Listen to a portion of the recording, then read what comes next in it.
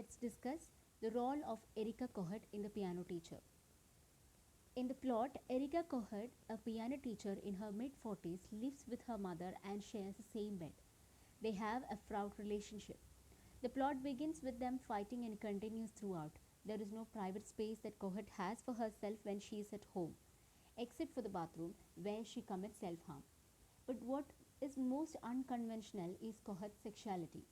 She visits porn cinemas, making men uncomfortable, and porn shows without telling her mother.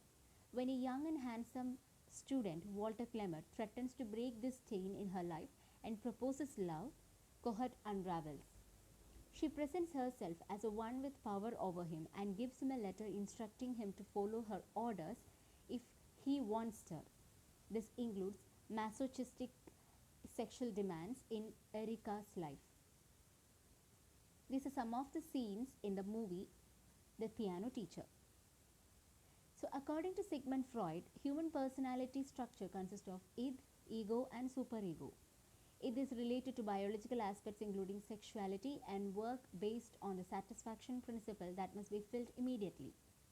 Each individual has different id drive. So, when analyzing the Erika's characteristics or personality, Erika's id is constituted with uncommon sexual behavior such as masochism and voyeurism. Superego in Erika's personality includes the morality standard influenced by the domination of her mother, who controlled all aspects of her life, and the general ethics regarding her profession as a teacher. The morality and ethical standard are the antithesis of Erika's uncommon or even immoral sexual interest. Superego in Erika's personality is reinforced with her mother's existence, who lived with her and become the main source of Erika's superego standards. So it is better to analyze the self-defense mechanism in Erika's character. So Erika applied self-defense mechanism to guard her ego, which suffered from anxiety due to her inability to balance her impulse to express her sexual interest, that is id, with the public norms implanted and reinforced by her mother, which is the superego. The first self-defense mechanism of Erika is repression. Repression is the attempt of ego to repress it so it will turn back to unconsciousness. Erika is depicted as repressing her sexual interest for years. At the same time, she was unable to express it effectively because she got engaged in self-hurt behavior, that is called masochism, and found satisfaction from watching couples having sex in the drive-in, that is called voyeurism. The second dominant self-defense mechanism is sublimation, or the attempt to turn the unacceptable impulses according to norms into socially acceptable behavior. Erika expressed her unusual sexual interest into something acceptable by the society, that is music. The third self-defense mechanism is negation. Negation or denial is considered as the most basic self-defense mechanism worked out by ego when it implied strong impulses. Ego will negate the impulses to stay in the unconsciousness.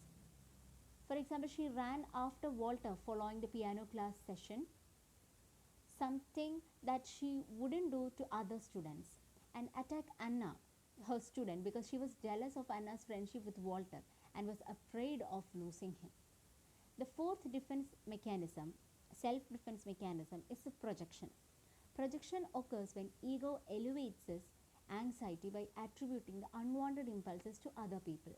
An individual who shows projection self-defense mechanism has certain unwanted feelings or tendencies, regardless of the fact that the feelings or tendencies belonged to her unconsciousness.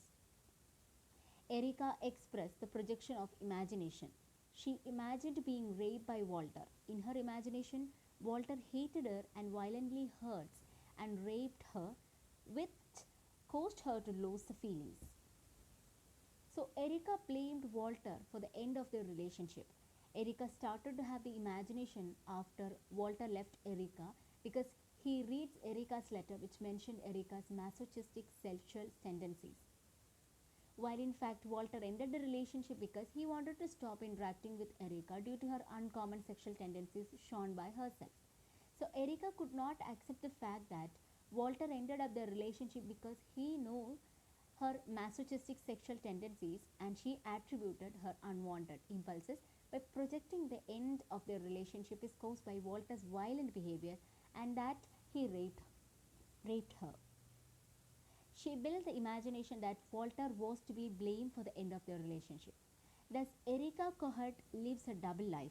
She has her role in the society as a respected piano teacher and an alter ego that engages in voyeurism and sadomasochism.